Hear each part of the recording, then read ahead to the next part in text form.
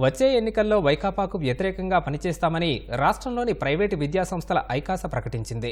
Private విద్యాసంస్థలను Vaikapa ప్రభుత్వం నిర్లక్ష్యం చేసిందని కడపలో సమావేశమైన ఐకాస నేతలు ఆరోపించారు. ఎన్నికల్లో సత్తా చూపిస్తామని ఐకాస కన్వీనర్ మదన్ మోహన్ రెడ్డి తెలిపారు. మా సమస్యలు ఈ ప్రస్తుత ప్రభుత్వం ఎలాంటి చొరవ తీసుకోకుండా సమస్యలు పరిష్కరించలేదు కాబట్టి మేమందరము ప్రైవేటు విద్యా సంస్థల్లో దాదాపు ఈ రాష్ట్రంలో 20 వేల ప్రైవేటు విద్యా సంస్థలు ఉన్నాయి. కేజీ టు పీజీ వరకు అన్ని విద్యా సంస్థల్లో ఉద్యోగస్తులు కానీ అధికారికంగానే అనధికారికంగా దాదాపు ఏంటంటే 40 లక్షల నుంచి 60 లక్షల మంది ఓట్ల ప్రభావితం చేసే కెపాసిటీ మా దగ్గర ఉంది. కాబట్టి మేము కానీ మా శక్తి ఎంతో చూపించాల్సిన అవసరం ఎంతైనా ఉందనే ఉద్దేశంతోనే మేమందరం వేదిక మీదకి తీసుకురావడం జరిగింది. బీఈడీ కళాశాలలో దాదాపు 450 నుంచి 500 కళాశాలలు క్లోజ్ చేశారు. ఫీజు రీయింబర్స్మెంట్ తల్లి అకౌంట్ వేసి కళాశాలలు క్లోజ్ చేసే పరిస్థితి ఏర్పడింది.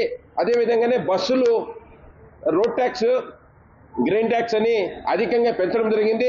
ఇట్లాంటివి చెప్పుకుంటూ పోతే చాలా సమస్యలు ఉన్నాయి. ఈ సమస్యలన్నీ పరిష్కరించుకునేదానికి ప్రస్తుత ప్రభుత్వం ఎలాంటి చొరవ తీసుకోలేదు కాబట్టి ఆ శక్తి ఎంతో ప్రూవ్ చేసుకోవాలనే ఉద్దేశంతోనే అందరం కలిసి పనిచేస్తున్న ఉద్యోగస్తులు కానీ కరెస్పాండెంట్స్ కానీ మేమందరము ఈ పార్టీకి వ్యతిరేకంగా భవిష్యత్తులో మేమందరం కలిసికట్టుగా నిర్ణయం తీసుకొని పోతున్నాం.